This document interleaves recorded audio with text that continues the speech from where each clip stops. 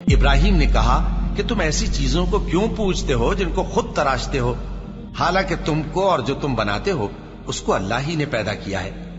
وہ کہنے لگے کہ اس کے لیے ایک عمارت بناؤ، پھر اس کو آگ کے ڈھیر میں ڈال دو۔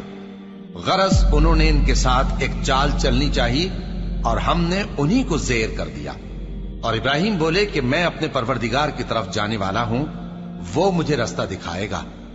اے پروردگار، مجھے اولاد عطا فرما جو سعادت مندوں میں سے ہو۔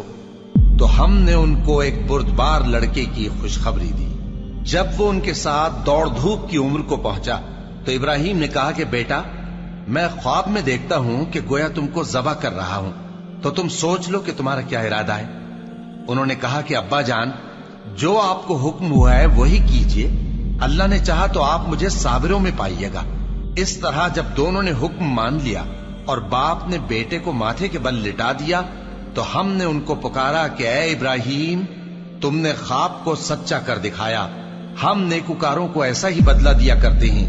بلا شبہ یہ کھلی آزمائش تھی، اور ہم نے قربانی کے ایک بڑے جانور سے ان کا یعنی اسماعیل کا فدیہ دیا، اور پیچھے آنے والوں میں ہم نے ابراہیم کا ذکر خیر باقی رکھا کہ ابراہیم پر سلام ہو، نیکوکاروں کو ہم ایسا ہی بدلہ دیا کرتے ہیں۔ بے شک وہ ہمارے مومن بندوں میں سے تھے۔ اور ہم نے ان کو اسحاق کی بشارت بھی دی کہ وہ نبی اور نیکوکاروں میں سے ہوں گے، اور ہم نے ان پر اور اسحاق پر برکتیں نازل کی تھیں، اور ان دونوں کی اولاد میں سے نیکوکار بھی ہیں اور اپنے آپ پر سراسر ظلم کرنے والے یعنی گناہگار بھی ہیں۔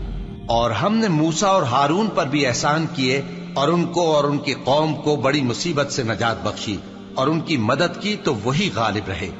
اور ہم نے ان دونوں کو کتاب واضح یعنی تورات عنایت کی اور ان کو سیدھا رستہ دکھایا، اور پیچھے آنے والوں میں ان کا ذکر خیر باقی رکھا کہ موسیٰ اور ہارون پر سلام، بے شک ہم نیکوکاروں کو ایسا ہی بدلہ دیا کرتے ہیں۔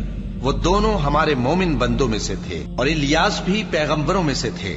جب انہوں نے اپنی قوم سے کہا کہ تم ڈرتے کیوں نہیں؟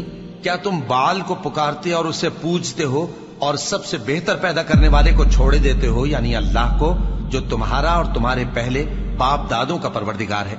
تو ان لوگوں نے ان کو یعنی الیاس کو جھٹلا دیا، سو وہ لوگ دوزخ میں حاضر کیے جائیں گے۔ ہاں، اللہ کے چنے ہوئے بندے مبتلا عذاب نہیں ہوں گے۔ اور ان کا ذکر خیر بعد میں آنے والوں میں باقی رکھا کہ الیاسین پر سلام ہو، ہم نیک لوگوں کو ایسا ہی بدلہ دیتے ہیں، بے شک وہ ہمارے مومن بندوں میں سے تھے۔ اللہ اکبر، اللہ